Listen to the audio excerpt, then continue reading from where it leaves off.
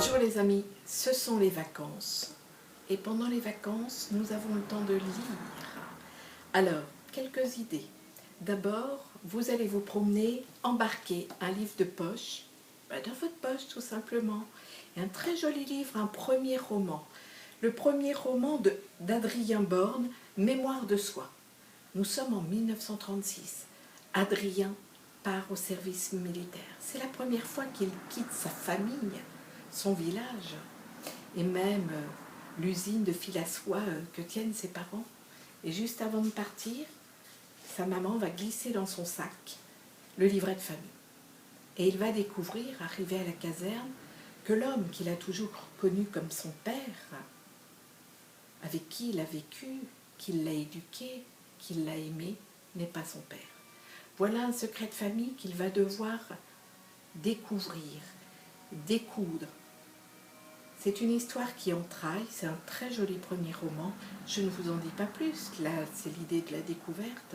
Qu'est-ce que ça veut dire un secret de famille? Comment ça atteint l'homme ou la femme qui le découvre? Voilà une très belle histoire. Adrien Borne, Mémoire de soi.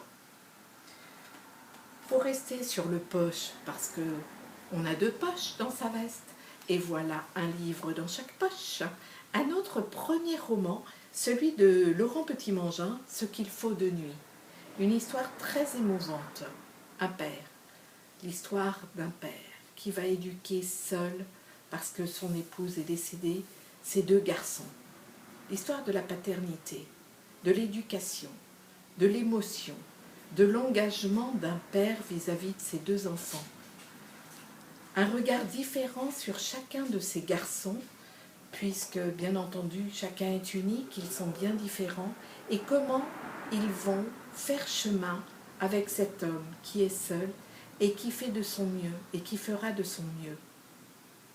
C'est là un livre très émouvant, et je vous avoue, en l'ayant lu avec cette douceur, que j'ai ressenti à la fois cette joie, cette tristesse, voire ce chagrin.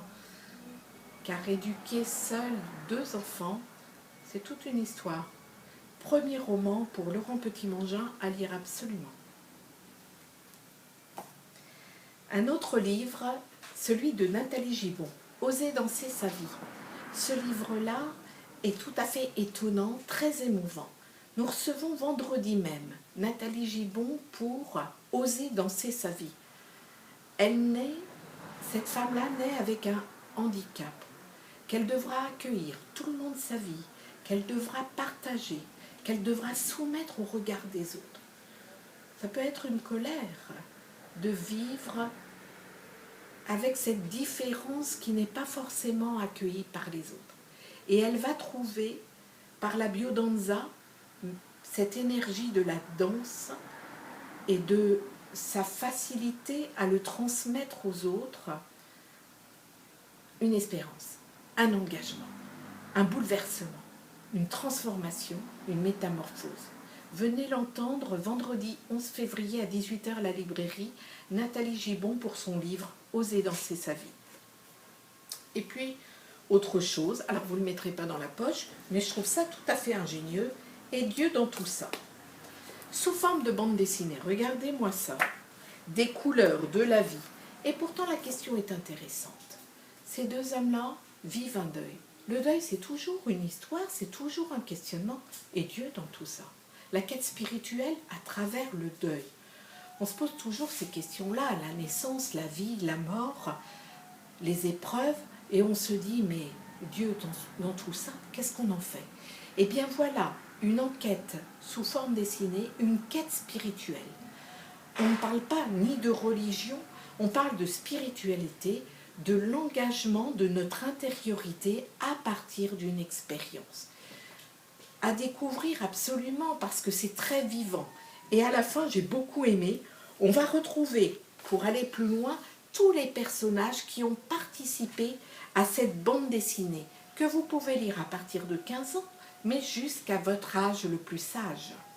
Donc, vous allez découvrir autant le christianisme, mais autant les travaux de Stéphane Alix en créant l'INRES.